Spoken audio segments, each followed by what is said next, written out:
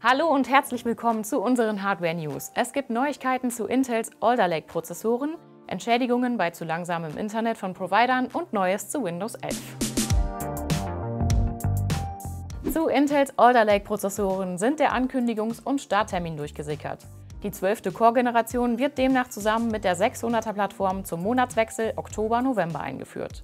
Dies umfasst allerdings nur einen Teil des Portfolios. Am 27. Oktober um 18 Uhr mitteleuropäischer Zeit soll Alder Lake vorgestellt und am 4. November um 14 Uhr veröffentlicht werden.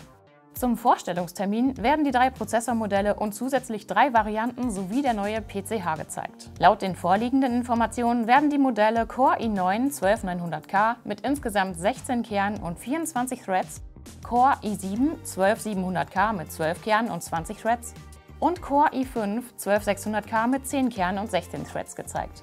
Dazu erwartungsgemäß die F-Modelle mit deaktivierter Grafikeinheit und der Z690-Chipsatz. Wie schon bekannt, teilen sich die Kerne in leistungsfähige Golden Cove und effiziente Gracemont-Kerne auf. Mittlerweile gab es auch Hinweise auf zahlreiche weitere Modelle und Varianten wie die T-CPUs mit 35 Watt TDP, aber die scheinen erst später zu starten, vielleicht erst zur CES 2022. Die Performance des Flaggschiffs sah in synthetischen Messwerten recht ordentlich aus. Auf der Plattform Bilibili, ja, die heißt echt so, wurden nun neue Werte des i9 12900K veröffentlicht, die mit manueller Übertaktung erreicht worden sind. Laut dem veröffentlichten Screenshot aus dem CPU-Z-Benchmark würde die Alder Lake Top-CPU den Ryzen 9 5950X im Multithread-Test erstmals übertreffen.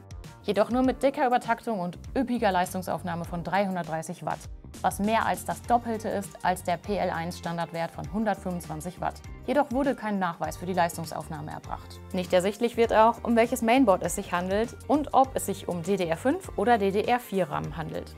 Ab sofort verteilt Microsoft die Aktualisierung auf Windows 11. Manche Nutzer erhalten allerdings die Meldung, dass ihr PC nicht mit Windows 11 kompatibel ist. Microsoft hat gegenüber der Webseite Windows Latest bestätigt, dass diese Meldung im Update-Bereich allerdings bei manchen Nutzern irrtümlicherweise angezeigt wird. So sollen laut dieser Meldung die Hardware-Voraussetzungen nicht für Windows 11 erfüllt werden, obwohl das Microsoft-Tool die Integritätsprüfung als kompatibel mit Windows 11 ansieht. Diese fehlerhafte Darstellung im Windows-Update soll bald behoben werden. Für einige Verwirrung sorgt auch der PC Health Check, der nun bei der Prüfung den Pentium 4 661 aus dem Jahre 2007 durchwinkt. Dazu ist ein Screenshot bei Windows Latest aufgetaucht. Windows 11 sollte grob gesagt eigentlich ohne Nachhilfe nur Core-Prozessoren ab der 8. Generation und Ryzen-Prozessoren ab der 2. Generation unterstützen. Der Pentium 4 sollte eigentlich auf keinen Fall geeignet sein, doch der PC Health Check meldet für die 3,6 GHz schnelle CPU, dass einer Installation nichts im Wege steht. Bemängelt wird lediglich das fehlende TPM 2.0 Modul. Dieser Fehler liegt wohl in der Datenbank des PC Health Check, wo der Pentium 4 sich schlichtweg außerhalb der erwarteten Werte aufhält und dadurch meldet das Tool, dass Family 15 Modelle mit Windows 11 kompatibel sind. Letztlich gibt es aber Berichte, dass Windows 11 erfolgreich auf O4-Systemen installiert wurde und Microsoft auch Updates ausliefert. Ob das so bleibt, ist ungewiss. Der PC Health Check wird wohl aktualisiert werden. Generell können Nutzer für Upgrades einen Registry-Eintrag anlegen, der die Installation auch ohne TPM-Check erlaubt. Das gilt auch für Neuinstallationen, wo man sogar mit Tools wie Rufus agieren kann, was aber auf ältere Hardware zu Funktionseinschränkungen führen kann. Wer kennt es nicht? Man zahlt für einen Provider für möglichst schnelles Internet und bekommt genau das Gegenteil. Dies muss nun nicht mehr einfach hingenommen oder lange diskutiert werden, sondern kann rechtlich angegangen werden. Im September wurde bekannt, dass die Bundesnetzagentur eine Entwurfsfassung für eine Änderung des Telekommunikationsgesetzes auf den Weg gebracht hat. Die Rechte der Verbraucher sollen nun gestärkt werden, um gegen langsames Internet vorgehen zu können. Um Preisminderungen bei einem schlechten Service durchzusetzen, musste man bislang viel Aufwand und Zeit investieren. Nun wird gesetzlich festgeschrieben, wie viel Geld die Nutzer bei zu langsamem Internet einbehalten dürfen. Diese Änderungen treten ab dem 1. Dezember in Kraft. Verbraucher dürfen ihre Zahlungen kürzen, wenn die vertraglich vereinbarte Internetgeschwindigkeit nicht erreicht wird, oder haben sogar ein Anrecht auf eine fristlose Kündigung.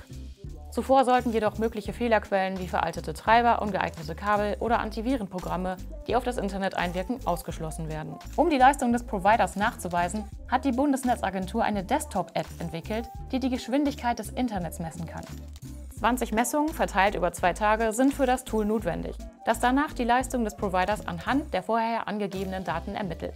Das Tool stand zuletzt jedoch in Kritik, da es nur LAN-Geschwindigkeiten misst. Verbindungen über WLAN werden mit der App nicht erfasst. Wer also beispielsweise 20 € im Monat für seinen Internetanschluss zahlt, aber nur 80% seiner vertraglich zugesicherten Leistung erhält, darf seine Zahlung auf 16 € mindern. Wem eine Minderung nicht ausreicht, hat sogar ein Anrecht auf eine fristlose Kündigung. Sollten Störungen langfristig bestehen, steht Verbrauchern eine Entschädigung zu. Fällt das Internet aus, besteht das Recht auf eine unverzügliche und unentgeltliche Behebung des Problems. Falls die Störung länger als einen Tag dauert, muss der Provider darüber informieren. Einen Anspruch auf Entschädigung haben Verbraucher ab dem 3. Kalendertag nach der Störungsmeldung. Diese beläuft sich für den 3. und 4. Tag der Störung jeweils auf 5 € oder 10% der monatlichen Tarifkosten. Ab dem 5. Tag stehen den Kunden 10 € oder 20% der monatlichen Tarifkosten zu. Erscheint mal wieder der Techniker nicht wie vereinbart, könnten Kunden sogar 10 € oder 20% der monatlichen Tarifkosten einfordern. Na, wenn das mal keine guten Nachrichten sind. Vielleicht ändert sich ja mal grundsätzlich etwas am Service der Provider. Mit unseren Hardware-News war es das auch schon wieder. Schön, dass ihr dabei wart. Lasst bei Gelegenheit doch einen Daumen nach oben und ein Abo da. Wir freuen uns und bis zum nächsten Mal.